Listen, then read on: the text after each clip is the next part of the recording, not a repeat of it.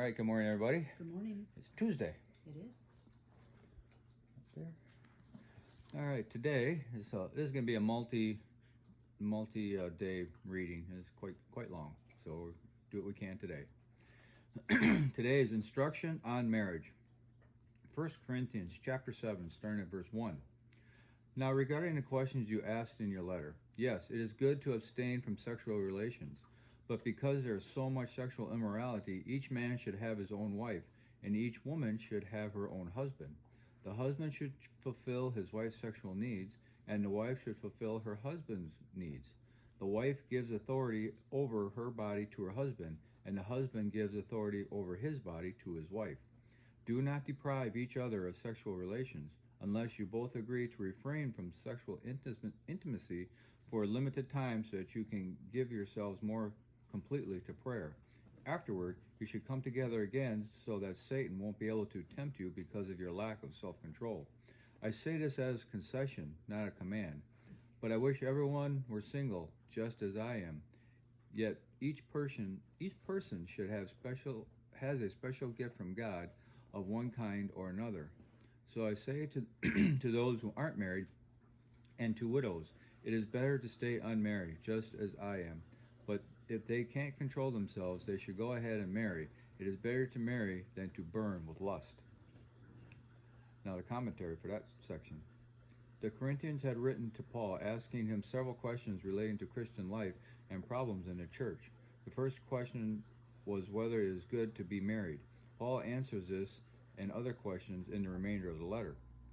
Christians in Corinth were surrounded by sexual temptation. The city had a reputation even among pagans for sexual immorality and religious prostitution. It was to this kind of society that Paul delivered these instructions on sex and marriage. The Corinthians needed specific instructions because of their culture's immoral standards. For more on Paul's teaching about marriage, see Ephesians chapter 5. Sexual temptations are difficult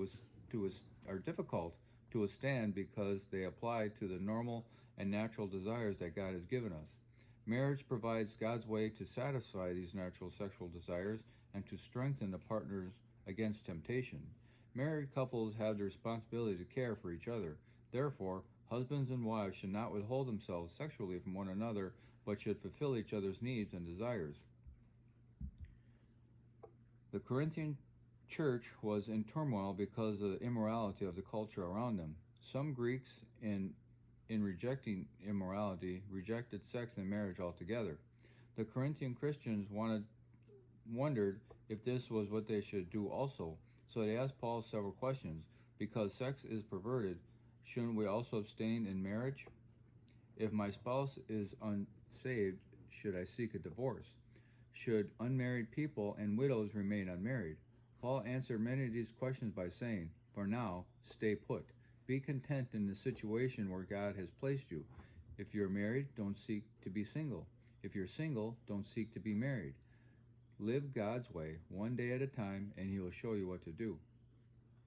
Spiritually, our bodies belong to God when we become Christians because Jesus Christ bought us by paying the price to release us from sin. 1 Corinthians chapter 6, verse 19 and 20. Physically, our bodies belong to our spouses because God designed marriage so that through the union of husband and wife, the two become one. Genesis chapter 2, verse 24. Paul stressed complete equality in sexual relationships. Neither male nor female should seek dominancy or autonomy. Both marriage and singleness are gifts from God. One is not morally better than the other, and both are valuable to accomplishing God's purposes. It is important for us, therefore, to accept our present situation. When Paul said he wished that all people were like him, unmarried, he was expressing his desire that more people would devote themselves completely to the ministry without added concerns of a spouse and family, as he had done. He was not criticizing marriage. After all, it is God's created way of providing companionship and populating the earth. Sexual pleasure is not the best motive for getting married, but it is better to marry the right person than to burn with lust. Many new believers in Corinth thought that sex was wrong, and so engaged couples were deciding not to get married. in this passage, Paul was telling couples who wanted to marry that they should not frustrate their normal sexual drives by avoiding marriage. This does not mean that people who have trouble controlling themselves should marry the first person who comes along. It is better to deal with the pressure of desires than to deal with an unhappy marriage. Sex is not a bad thing. No. The perversion our society puts on sex and the normalization of it being unsacred is a bad thing. Yeah. I've seen a lot of commentary on this, some of the more specific guidelines of, what is, I guess, permissible in even sex and marriage, and it kind of boils down to, what are you both equally comfortable with? Right. Just because somebody wants something and that the other person doesn't, you kind of have to compromise or find somewhere that's comfortable for both people. So. But at no point will God ever lead someone away from their spouse. Yeah. At no point will God ever lead you to someone else's spouse. Yeah. And in the time that this was written, perversion of sex was a very real thing, and in our time it's a very real thing. There's nothing new under the sun. It's the same today as it was then. Right.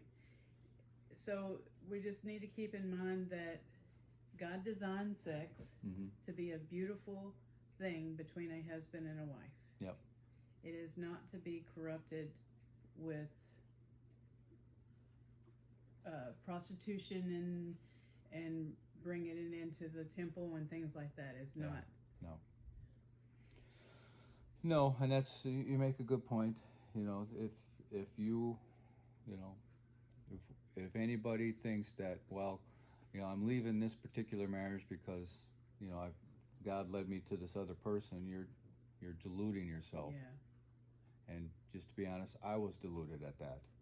It is a lie. It is an absolute lie, and to fall for it is heartbreaking. And it is what it is, and you can't change the past, but just know that if you are somebody that's, thinking like that, you're being tempted and lied to.